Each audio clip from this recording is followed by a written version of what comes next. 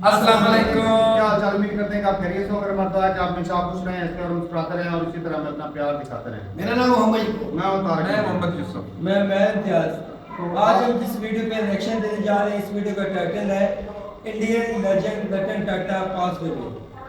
तो रतन टाटा ये बहुत बड़ा नाम हिंदुस्तान की हिस्ट्री में, बेशक। बल्कि बल्कि इंडस्ट्री सेक्टर में एक बहुत ही महान जो इंसान थे वो गुजर चुके हैं। तो एशिया के देखते हैं अच्छे वीडियो इंसान भी कैसे हैं। देखते हैं वीडियो और अपना बयान कर देंगे। कौन करते हैं 3 2 1 वीडियो स्टार्ट। नमस्कार, वेलकम टू स्टडी IQ। मैं हूं Prashant Dhawan. India's legend Ratan Tata has passed away. देखिए, आज के समय हर एक इंडियन दुखी है, क्योंकि देखो यहाँ पे आपको समझना होगा, हमें एक बार को पता था कि एक ना एक दिन ये दुर्भाग्यपूर्ण दिन देखना होगा, मगर हम सब में से कोई तैयार नहीं था। हम सब लोगों ने सारी उम्र रतन टाटा को देखा है कि किस तरीके से इन्होंने इंडियन इंडस्ट्री को लीड किया है, भारत की इंडस्ट्री में, ओवरऑल इंडस्ट्री में इतना कंट्रीब्यूशन दिया है। हम सब लोगों ने इनसे प्रेरणा ली है, मगर अब ये जा चुके हैं और इनके बारे में आज के समय क्या क्या कहा जा रहा है। इंडिया ने देश की चमक खो दी है। इंडिया के टाइटन ये जा चुके हैं। रतन टाटा कोहिनूर थे भारत के। भारत आज के समय अपने कोहिनूर को अलविदा कह रहा है। ऐसी बातें, देखिए मैं आपको बता दूं, बहुत कम लोगों के बारे में कही जाती है। Ratan Tata was the man with no haters. और रतन टाटा का जो जीवन है, ये मैं आपको बता दूं, आने वाले कई दशकों तक, परहैप्स कई सदियों तक, बहुत सारे इंडियन इंडस्ट्रियलिस्ट और इवन मैं कहूंगा बाकी इंडियंस जो अलग फॉर्म्स ऑफ लाइफ में हैं, सबको प्रेरित करता रहेगा।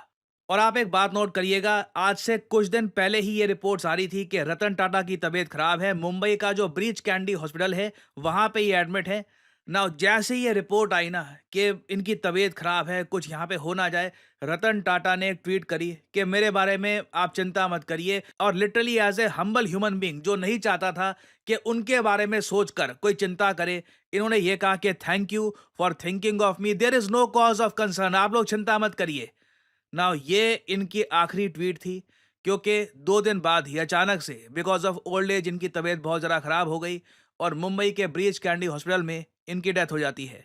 और रतन टाटा साहब का जो ये 86 ईयर्स का जीवन था ना, इसमें इन्होंने इतना कुछ अकॉम्प्लिश किया, इतना कुछ देखा है कि आज के समय जो भी इनके बारे में लिख रहा है, जो भी ट्रिब्यूट्स इनके बारे में लिख रहा है, वो इनकी जर्नी को भी मेंशन कर रहा है। फॉर एग्जांपल, देश के प्रधानमंत्री ने इनके बारे में जब ये ट्वीट लिखी, उन्होंने ये कहा कि Shri Ratan Tata ji was a visionary business leader, a compassionate soul. देखिए, ये इनके बारे में सब लोग कह रहे हैं। Business leader, obviously he was one of a kind. मतलब आप अगर एक बार को मैं आपसे एक सवाल पूछूं ना, भारत का मोस्ट वैल्यूएबल ब्रांड 2024 में क्या था, तो आपको पता है सही आंसर क्या है? सही आंसर यहाँ पे है टाटा। और पिछले कई सालों से लगातार आप अगर देखो, तो जब भी रिपोर्ट्स पब्लिश होती है, जब भी रिसर्च होती है कि इंडिया में, देखिए, ब्रांड्स की कमी नहीं है। रिलायंस, महिंद्रा, बहुत सारे ब्रांड्स हैं इंडिया में, इन्फोसिस है, मेजर ग्रुप्स आज के समय खड़े हो चुके हैं, मगर इंडिया के मोस्ट वैल्यूएबल ब्रांड की अगर हम बात करें, तो वो आज भी टाटा है। और इस ब्रांड को बनाने में मैं कहूंगा 2 लोगों का क्रिटिकल रोल रहा है। एक तो जमशेदजी टाटा, जिन्होंने टाटा ग्रुप को फाउंड किया था, और उनके पोते रतन टाटा। इन दोनों का मैं कहूंगा सबसे बड़ा कंट्रीब्यूशन रहा है in making Tata India's most valuable brand. और इंडियाज मोस्ट वैल्यूएबल ब्रांड ये लोग ऐसे ही नहीं बने। आप अगर कोई भी सेक्टर देख लीजिए, वहां पे आपको Tata state of the art services provide करता हुआ दिखेगा। डिफेंस में आप देख लीजिए, टाटा एडवांस सिस्टम आपको मिलेगा। ग्लोबल ट्रेडिंग में टाटा इंटरनेशनल ग्रुप है। आईटी में TCS, इंडिया की लीडिंग आईटी कंपनी। उसके अलावा टाटा स्टील, वोल्टास, कई ब्रांड्स हैं, लोगों को पता भी नहीं है कि ये एक्चुअली टाटा ग्रुप के अंडर आते हैं। कई इंटरनेशनल ब्रांड्स हैं, जैगुआर, उसके अलावा Trent, Tata capital, air India, Vistara, Tata communications, एक ह्यूमंगस ग्रुप है। और हर जगह आप देखोगे टाटा ग्रुप ने state of the art service deliver करी है। और इसके पीछे देखिए, क्रिटिकल रोल मैं यहां पर इसलिए कहूंगा 2 लोगों का है। जमशेदजी टाटा, जो पहले चेयरमैन थे टाटा ग्रुप के, इन्होंने 1868 से लेकर 1904 तक टाटा ग्रुप को लीड किया था। और फिर यहां पे आप देखेंगे रतन टाटा, इन्होंने 1991 से लेकर 2012 तक टाटा ग्रुप को लीड किया था। बीच में जब साइरस मिस्त्री की कंट्रोवर्सी हो गई थी, उसके बाद जब ये साइरस मिस्ट्री पीछे हटे, तब वापस रतन टाटा ने 1 साल के लिए फिर से टाटा ग्रुप को लीड किया था। यहाँ पर भी मैं कहूंगा इनका क्रिटिकल रोल था टाटा ग्रुप को सही दिशा में ले जाने में। और आप अगर टाटा ग्रुप की सारी 26 पब्लिकली लिस्टेड कंपनी, मैं प्राइवेट कंपनीज की बात नहीं कर रहा, जो इनकी पब्लिकली लिस्टेड कंपनीज हैं, सबका कंबाइंड मार्केट कैपिटलाइजेशन देखो तो अमाउंट आपको मिलेगा 365 बिलियन यूएस डॉलर्स। ये कई कंट्रीज की नॉमिनल जीडीपी से भी बहुत ज्यादा बड़ा अमाउंट है। अब यहां पे तो आपने देखा कि ये था इंपैक्ट रतन टाटा का एज एन इंडस्ट्रियलिस्ट। नाउ अब आप समझ सकते हैं कि कितनी बड़ी बात है कि एक तरफ तो आप इतने बड़े इंडस्ट्रियलिस्ट हो, आपने इतने बड़े ग्रुप को लीड किया हो, मगर तब भी जब आपका निधन होता है ना, तो लोग लिखते हैं he was a compassionate soul. और ये लाइफ में मैं आपको बता दूं अकॉम्प्लिश कर पाना बहुत ही मुश्किल होता है कि आप एक बार को प्रोफेशनल लाइफ में इतना कुछ अचीव कर पाए, मगर तब भी जब लोग आपको याद रखें ना, लोग कहेंगे क्या हम्बल आदमी थे, क्या कंपैशनेट आदमी थे, he was an extra ordinary human being. ये मोदी जी ने लिखा है। और मैं आपको बता दूं मोदी जी बहुत रेयरली ऐसी लैंग्वेज यूज करते हैं किसी के निधन पर। He provided stable leadership to one of India's oldest and most prestigious business houses, जैसे मैंने आपको बताया।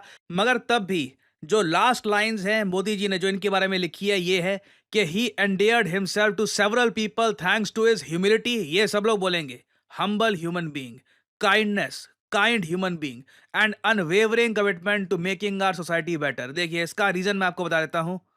रतन टाटा ने अपने लाइफ टाइम में बिलियन डॉलर से भी ऊपर डोनेट कर दिए थे चैरिटी में। टोटल अगर मैं कहूं तो 9,000 से लेकर 10,000 करोड़ रुपए इन्होंने डोनेट कर दिए। अपनी इनकम का ही ये 60 to 70% डोनेट कर चुके हैं।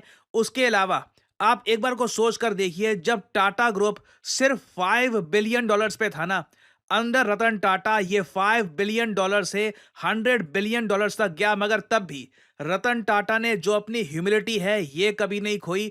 और आज भी गूगल के जो सीईओ है सुंदर पिचाई, जब रतन टाटा के बारे में लिखते हैं, वो ये कहते हैं कि मेरी आखिरी मीटिंग हुई थी रतन टाटा से एट गूगल, हमने बातचीत करी थी अबाउट हिज विजन। और इनके बारे में एक लाइन यहां पर नोट करना, he deeply cared about making India better. Even though मैं ये कहूंगा as an industrialist he was phenomenal. आपके सामने हैं इनके रिजल्ट्स। टाटा ग्रुप में शायद ही आपको कोई ऐसा चेयरमैन मिलेगा जिनका इंपैक्ट इतना बड़ा रहा हो कि 5 बिलियन से लेकर सीधा 100 बिलियन तक ले जाए एक ग्रुप को। But at the same time यहाँ पे आपको ये भी देखना होगा, कभी भी इनमें एरोगेंस नहीं आई। इनमें ये नहीं आया कि अब तो मैंने इतना बड़ा काम कर दिया, 100 बिलियन तक पहुंचा दिया ग्रुप को, मैं तो बंगले में रहूंगा, महल में रहूंगा। कुछ भी नहीं। रतन टाटा जिस घर में रहते थे ना, उसकी वैल्यू बताया जाता है 175 करोड़ के आसपास की थी। ना मैं आपको ये बता दूं, जो इनका कंट्रीब्यूशन रहा है टाटा ग्रुप में, जो इनकी खुद की नेटवर्थ थी, ये आराम से ये भी चाहते ना तो मल्टी मिलियन, कई आप कह लीजिए 1,000-2,000 करोड़ का कोई आलीशान घर बनाकर ये रह सकते थे। मगर ही वॉज अ हम्बल मैन। आपने कभी देखा नहीं होगा कि कोई बहुत बड़ी पार्टी कर रहे हैं या कुछ बहुत बड़े सेलिब्रिटीज के साथ हैं। बहुत ह्यूमिलिटी के साथ इन्होंने अपना जीवन बिताया है। और इसलिए आज के समय every Indian is remembering him. और जब मैं कहता हूं एवरी इंडियन, तो I literally mean every Indian.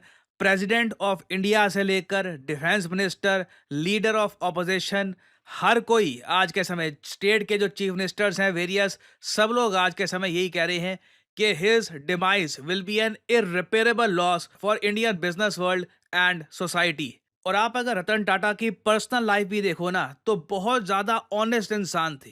जो ये ओपनली अपने इमोशंस एक्सप्रेस कर पाते थे ना, उससे भी साफ लगता था कि कहीं पे भी ना इनमें घमंड नहीं है कि दुनिया के सामने मुझे मुखौटा पहनना है कि नहीं मैं तो रतन टाटा हूँ, I have to be this वे।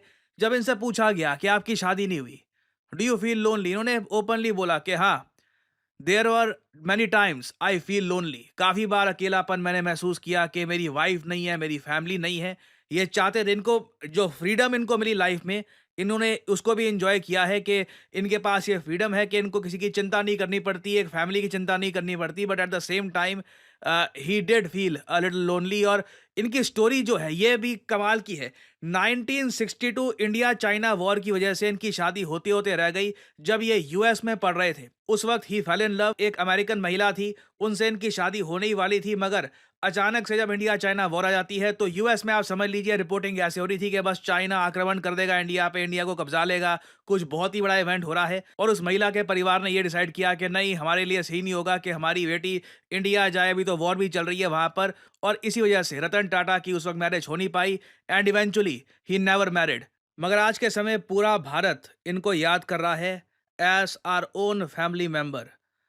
रतन टाटा ने बिल्कुल शादी नहीं करी, इनके बच्चे नहीं थे, मगर कई लोग हैं भारत में जो इन्हें एज ए फादर फिगर देखते होंगे, इनसे इंस्पिरेशन लेते होंगे एंड ये इंस्पायर करते रहेंगे इंडियन इंडस्ट्री को for a very very long time. The legend of India Ratan Tata, there will never be another one like him. Now finally आप लोगों से एक सवाल पूछूंगा इनकी लाइफ के बारे में, कमेंट सेक्शन में करिएगा उत्तर।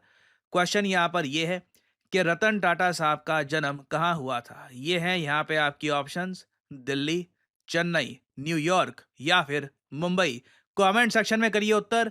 जो लोग देंगे सही आंसर उनकी कमेंट को मैं हार्ट दे दूंगा ताकि बाकी लोग समझ पाएं कि सही उत्तर क्या है। और फाइनली आप लोगों के लिए एक बहुत ही इंपॉर्टेंट जानकारी, स्टडी IQ का जो फास्ट ट्रैक बैच है ये 3 दिन में स्टार्ट होने वाला है। जी हाँ, 11 तारीख को पहली क्लास है स्टडी IQ के फास्ट ट्रैक बैच की। और इस बैच का नाम फास्ट ट्रैक पता है क्यों है?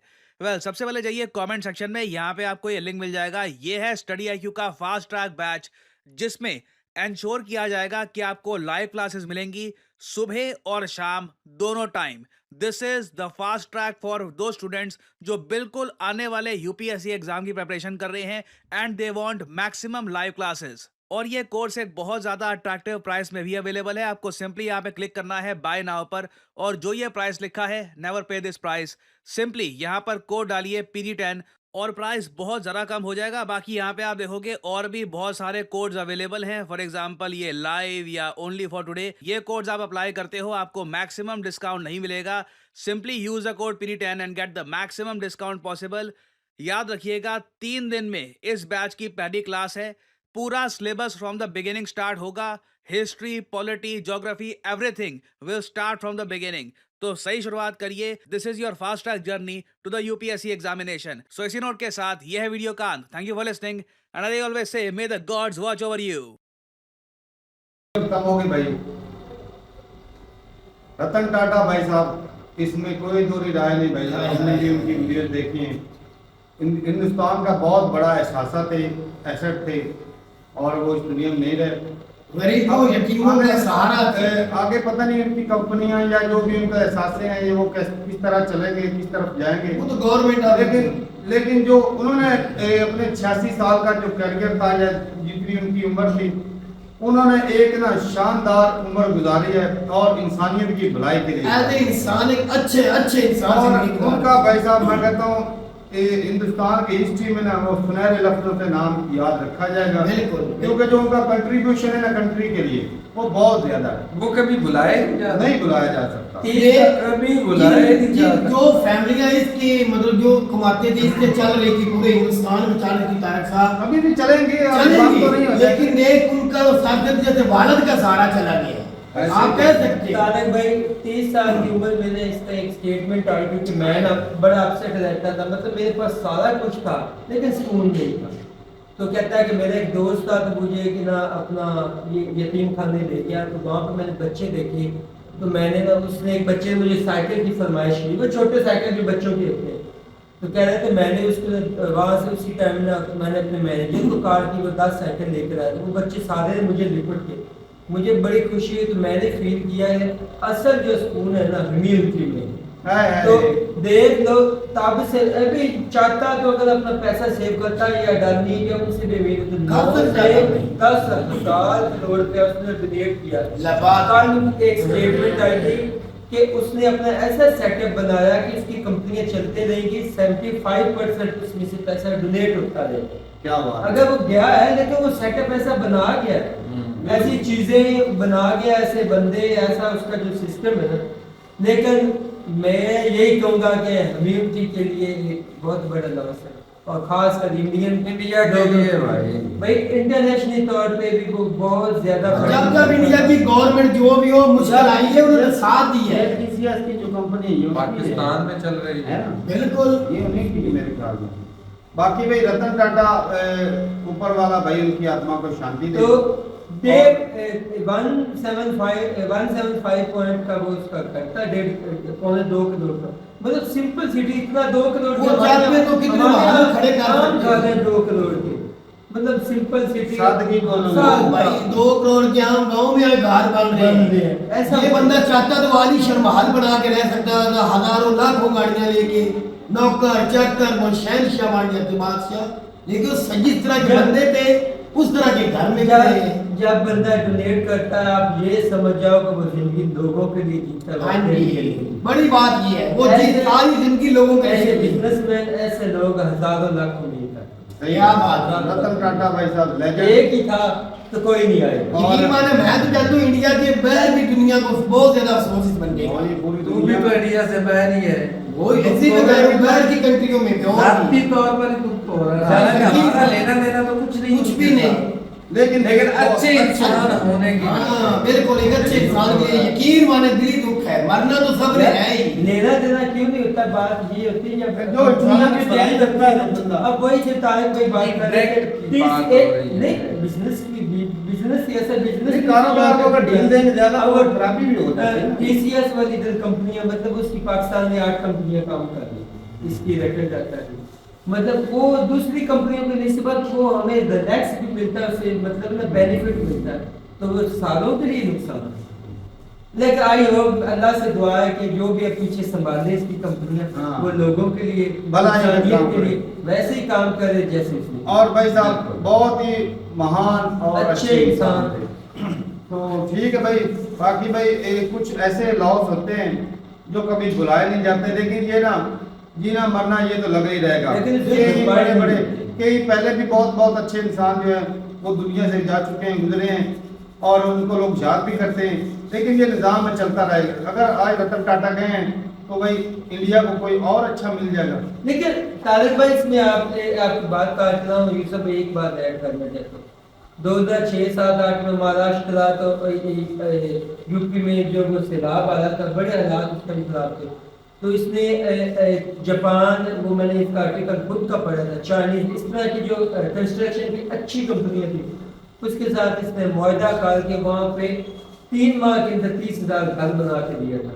अब वो लोग उनके लिए ये बाप की दर्ज है, 3 माह में 30,000 घर तो बनाना। नहीं अपने अपनी जो उसने बहुत काम किए, भाई, बहुत काम। उसका मेरे ख्याल में काफी परसेंटेज है ना, मैं तो 75% सुन रहा था कि अपनी प्रॉफिट का 75% तो बहुत परसेंट है। पैसा वो दान करते थे।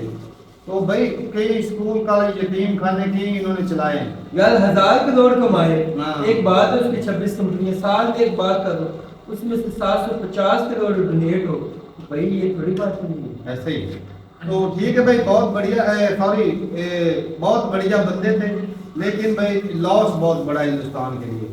आई विश के भाई ऐसे इंसान और पैदा हो दुनिया में और लोगों की भलाई हो। जी, तो बिल्कुल। ठीक है भाई, मिलते नहीं वीडियो के साथ, तब तक के लिए इजाजत दें। अल्लाह।